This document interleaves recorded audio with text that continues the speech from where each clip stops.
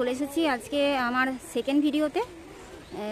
তো আজকে আমি এসেছি এখানে বসুমতী মায়ের কাছে। তো ভক্তদের উদ্দেশ্যে আমি এটাই বলতে চাইছি যে সব রকম সমস্যার সমাধান এখানে করানো হয়। তো আপনারা আসতে পারেন যে কোনো সমস্যার সমাধানের জন্য।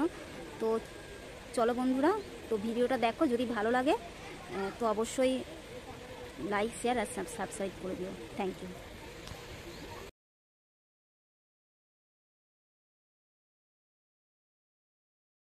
আচ্ছা মা, তো আপনাকে প্রণাম করি মা। তো আপনার নামটা যদি আপনি বলেন। আমার বসুমতী মা। আচ্ছা, আপনার নাম বসুমতী মা। আচ্ছা, তো আপনি মা কতদিন থেকে এই সাধনার জগতে আছেন যদি একটু বলেন মা। আমি সাধনা জগতে আছি তোমার 16 বছর। 16 বছর ধরে। আচ্ছা, তো এই 16 বছর ধরেই কি এই কাজকর্ম আপনি করেন মা? না, 16 বছর ধরে করিনি। আচ্ছা, 16 বছর ধরে করিনি, এটা চালু হয়েছে তোমার 13 বছর। 13 বছর ধরে আপনি এই কাজকর্মের সঙ্গে যুক্ত আছেন, তাই তো মা? 13 বছর। আচ্ছা, তো মা এখানে মানে এইসব মা মনসা আছে, মহাদেব আছেন, মা কামাখ্যা, বামা তারা কালী আছেন। তো এইসব মানে সাধনা আপনি করে থাকেন, তাই তো মা? এটা সাধনা করে থাকি। আচ্ছা, তো মা যদি একটু ভক্তদের উদ্দেশ্যে যদি বলে দেন যে কি কি ধরনের কাজ আপনি করেন আর কোন কোন ধরনের কাজগুলো আপনি করেন না। মা এখানে কাজ সব রকমই হয়, ভূতে ধরা হয়। আচ্ছা, ওটাও করি। আচ্ছা, তারপরে যার বাচ্চা হচ্ছে না, আচ্ছা, কার বিয়ে হচ্ছে না, আচ্ছা, কার সংসারে অশান্তি লাগছে, সেই কাজগুলো সবই করি। আচ্ছা, সব মায়ের ইচ্ছা। আচ্ছা, আর তোমার এই যে যাদের মাঙ্গালিক দোষ আছে আচ্ছা, সেটাও করি। কার গলবেড়াটা পাথর আছে সেটাও ওষুধ দিই, কিডনির ওষুধ দিই। আচ্ছা।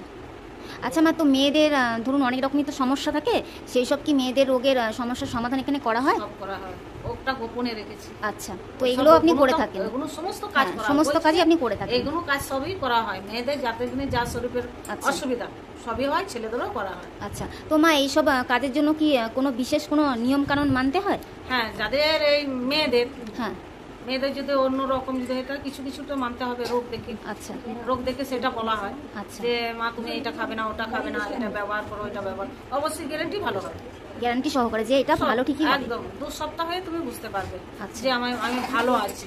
আচ্ছা, আমি 1 সপ্তাহে বলছি না, 2 সপ্তাহে তুমি বুঝতে পারবে যে তুমি ভালো আছো। আচ্ছা, তো মা এটা ভক্তরা যদি আসতে চান আপনার কাছে তাহলে কি কি বার? শনিবার আর মঙ্গলবার। কটা থেকে আপনি বসেন? আমি বসি 10টা থেকে 5টা পর্যন্ত।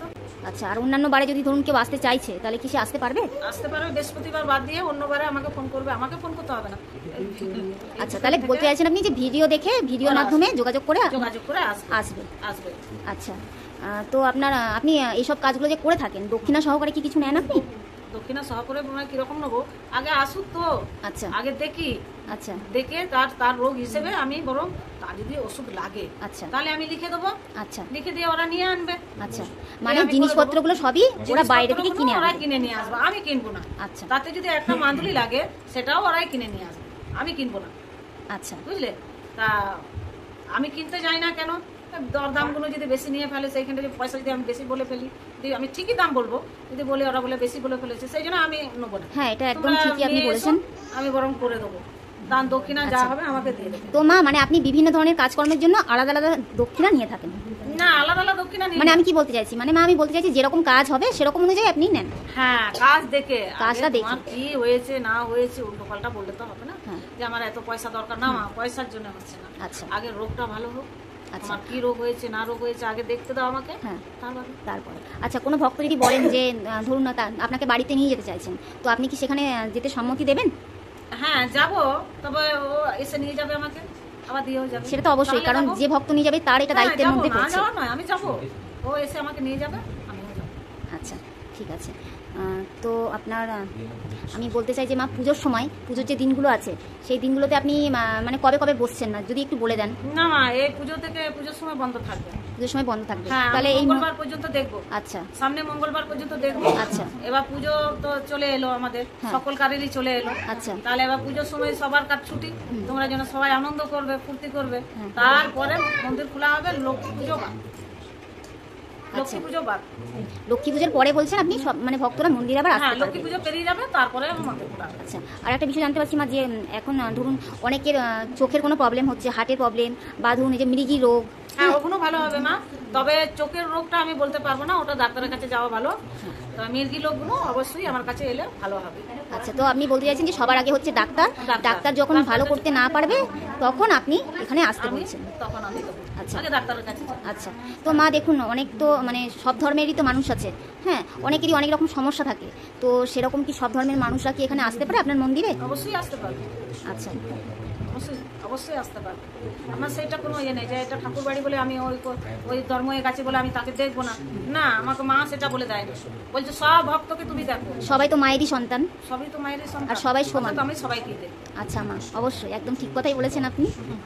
না, ওকে দেখবো না, তাকে দেখবো না, আমার সেটা না, আমি সব ভক্তকে দেখি। আচ্ছা মা, আর এখানকার যদি মনের ভক্তি নিয়ে আসবে, হ্যাঁ। সবার রোগ ভালো হবে। আচ্ছা, আর মা এখানকার ঠিকানাটা যদি বলে দেন, মানুষ কিভাবে আপনার কাছে আসবে? আসবে বর্ধমানের ট্রেনে করে যদি আসে 8 নম্বর প্ল্যাটফর্মে নামবে, আচ্ছা নেমে এধারে টোটোয় করে নাম আসবে, টোটো আছে, বাস আছে। যদি বাসে করে আসে তাহলে নাদরা মোড়ে নামবে, নাদরা মোড়ে নেমে দিয়ে এই যে বিএসএনএল এর টাওয়ারটা দেখা যাচ্ছে, এই মুখ করে চলে আসবে হেলথ সেন্টারের কাছে। আচ্ছা, আর টোটোয় করে এলে এবার হেলথ সেন্টারে নামবে। Health centre. আর যদি ধরুন স্টেশন থেকে কেউ আসছে, কোনো ভক্ত আসতে চাইছে, তখন সে কিভাবে আসবে? স্টেশন থেকে টোটোয় করে আসবে।